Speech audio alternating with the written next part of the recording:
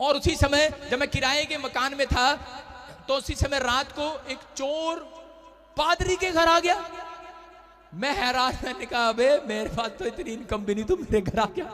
और मैंने उसको टापता हुआ देख लिया। लेटे लेटे आवाज मुझे आई कि वो मैंने कहा ले बेटे आज तो चोर आ गया भाई। 2 कमरे सारे थे, एक रसोई बाहर थी। मैंने कहा चल रसोई का कुंडा नहीं लगाया, उसमें किचन में जो रखा होगा खा लेगा। पादरी के घर क्या मिलेगा भाई साहब? गाजर मूली टमाटर यही मिलेगा, और क्या मिलेगा? कोई दान देगा, दूध मिल जाएगा ज्यादा। और भाई साहब रात को चोर आया और जी वो भाई साहब कुचर कुचर शीशे से भी करने लगा। और मैं देख रहा शीशे में से भी कर रहा भाई साहब। मैं तो चुपचाप आंख ही बंद कर ली, मैंने क्या करता रहा, उठा ही नहीं मैं। और उसके बाद मेरी पत्नी उठ गई अंदर में, मैं प्रार्थना कर रहा, मैं क्या परमेश्वर मेरी भगवान सोई रहे ये ना उठे, ये ना उठे। और वो मुझे उठा के कह रही चोर आ गया, चोर आ गया। मैं अंदर ही कह रहा पता था मेरे को भी है, पर तू भी सो जा क्या करना, चोर आ गया। कह रही नहीं चोर आ गया, उसको भगाओ भगाओ। मैंने कहा नहीं नहीं, मैंने कहा रुक जा। मैंने कहा कह रही चोर को भगाओ। मैंने कहा रुक जा। मैं कहा चोर भाग जा मैंने लेटे लेटे बिस्तर पर कहा। और मेरी पत्नी कह रही ऐसे नहीं भागने वाला, उठो।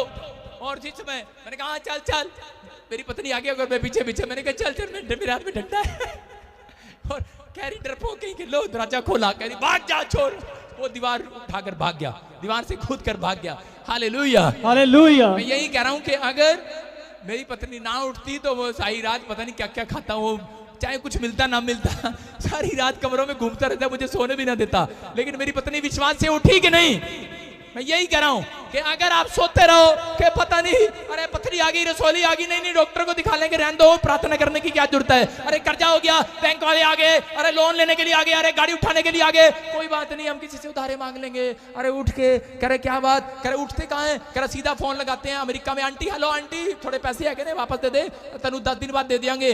अरे वहां उठ रहे हैं, लेकिन विश्वास में उठो, जागो, प्रार्थना करो, घुटने टेको। मैं कह रहा हूं कि आपके घर का कर्जे का तूफान आज शांत होगा यीशु मसीह के नाम में। आमीन। हर प्रॉब्लम्स का हल निकलेगा आज यीशु मसीह के नाम में। आमीन। यीशु ने आपको स्टाइल दिया, वचन नहीं दिया भाई साहब, वचन के साथ साथ एक्शन भी दिया। उसने लिखा करा वो उठ कर आया और उसने तूफान को डांटा और कहा ए अल्पविश्वासियों तुम्हारा विश्वास कहां था। इसका मतलब आज आपका विश्वास नहीं है, इसलिए आप सोते रहते हो, सोचते हो कि चल कोई बात नहीं पादरी से प्रार्थना करा लेंगे, उससे फलाने से प्रार्थना करा लेंगे। लेकिन जब तक मैंने क्या कहा, जब तक आप प्रार्थना नहीं करते तब तक आपका तूफान शांत नहीं हो सकता। अगर आपकी प्रार्थनाओं का उत्तर नहीं आ रहा लेकिन आप फिर भी प्रार्थना करते रहो। लेकिन अगर जितने लोग चर्च में आए हैं, जितने लोग मुझे लाइव देख रहे हैं, आज आपकी प्रार्थनाओं का उत्तर आएगा यीशु के नाम में। आमीन। आज आने वाला है। अपने हाथों को उठाओ, आज अपने हाथों को उठाओ और जोर से चिल्लाओ, बोलो यीशु यीशु।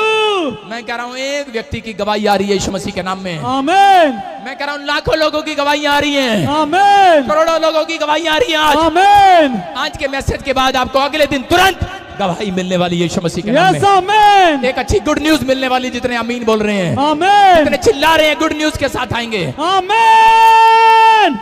जब हम पहला राजा उसका 18 का 41 पढ़ते तो मैं वहां देख रहा था, वहां पर क्या लिखा, वहां पर लिखा कि अहाब राजा, तेरे लिए लिखा लाली के नहीं, फिर एलिया ने अहाब, देखो स्क्रीन पर लिखा, कह रहा है फिर एलिया ने अहाब से कहा उठकर, क्या लिखा, ये अहाब राजा, इसके देश में अकाल पड़ गया एक जगह पर और बारिश नहीं हो रही 3.5 साल हो गए। इसको पता लगा प्रॉफिट ने मुंह से निकाला था और प्रॉफिट ही शांत करेगा इस तूफान को। मेरे घर का जो अकाल पड़ा है, कह रहा है कि वो प्रॉफिट के बोलने से जा सकता है।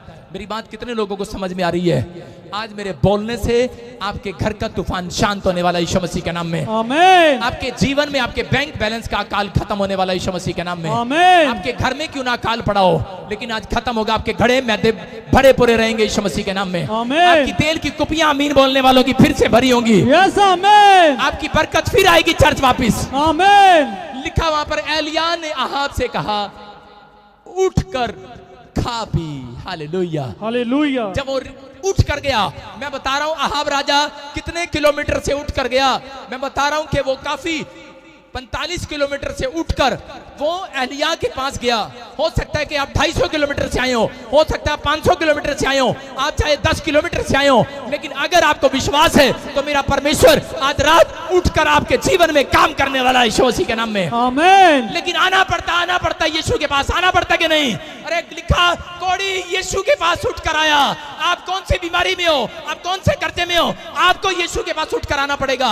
इसलिए संडे चर्च परमेश्वर चेक करता है कितने लोग उठ कर आए हैं। वो रोज सुबह 4 बजे उठकर चेक करता है। भजन संहिता 5:3 में लिखा कि भोर के समय दाऊद बोलता है, मेरी आवाज तुझे सुनाई देगी, मैं उठ कर आऊंगा अपने बिस्तर से। अगर आप अपने उठकर बिस्तर पर बैठकर प्रार्थना करते हैं, नहीं चलेगी, याद रखना, उठ कर आना बिस्तर से, नीचे बैठ जाओ। मैं कह रहा हूं कि अगर आप उठ कर आते हैं, सुबह उठो, मुंह धो, फिर बैठ जाओ बिस्तर पर। अगर आप पेशेंट हैं, आप बिस्तर पर बैठकर प्रार्थना कर सकते हैं, लेकिन मैं कह रहा हूं उठ कर आना है, परमेश्वर के सामने उठ कर आना है। यहां पर कोड़ी उठ कर आया तो चंगा हुआ। एलिया के घर से, उसके देश से अकाल कब खत्म हुआ? क्योंकि वो उठकर प्रोफेट के पास आया। नमान के ऊपर कोड़ था, उठ कर आया वहां से, और उसी समय वो प्रोफेट के पास आया, एलीशा के पास। आपको बता रहा हूं कि एलिया ने उसको कहा, जा उठ, खा पी। कह रहा तेरे अच्छे दिन आने वाले हैं, प्रोफेसी करता हूं यीशु मसीह के नाम में।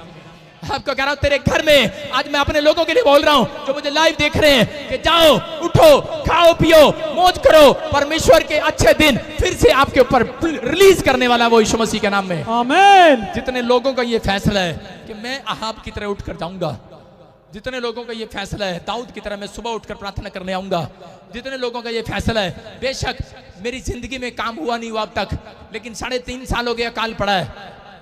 एलिया के जगह पर भी अकाल पड़ा था, लेकिन मैं कह रहा हूं हो सकता है कि यूसुफ के जीवन में जो अकाल था, मैं कह रहा हूं जो समस्याएं थी वो खत्म हो सकती थी, लेकिन उसने जानबूझकर खत्म नहीं किया। मैं आपको बता रहा हूं कि उसको पता था कि परमेश्वर के पास जब तक मैं उठकर नहीं जाऊंगा, जब तक मैं चिल्लाऊंगा नहीं, प्रार्थना नहीं करूंगा, तब तक मेरा तूफान शांत नहीं होने वाला। ये जेल एक बहुत बड़ा तूफान है, समस्याएं, बीमारियां बहुत बड़ा तूफान है, कर्जा बहुत बड़ा तूफान है। मैं कह रहा हूं अगर ये किसी तूफान में हो आप, मैं कह रहा हूं कि वो आपका तूफान आज रात शांत होने वाला है यीशु मसीह के नाम में। आमीन। लेकिन आपके एक फैसले लेने पर, आपका डिसीजन आपका इंतजार कर रहा है। मैं कह रहा हूं एक गवाही आपका इंतजार कर रही है। जब आप घर जाएंगे, अगर आप यहां फैसला लेकर जा रहे हैं, आपके घर जाते ही एक एंजल आपका इंतजार कर रहा है आपकी गवाही बनाने के लिए यीशु मसीह के नाम में। आमीन। एक एंजल आपका इंतजार कर रहा है आपकी प्रमोशन करने के लिए। आमीन। आपको एक नया कॉन्ट्रैक्ट दिलाएगा आज रात यीशु मसीह के नाम में। आमीन। आप एक बिल्डिंग कॉन्ट्रैक्टर होंगे, हो सकता है कि आप बिजनेसमैन होंगे।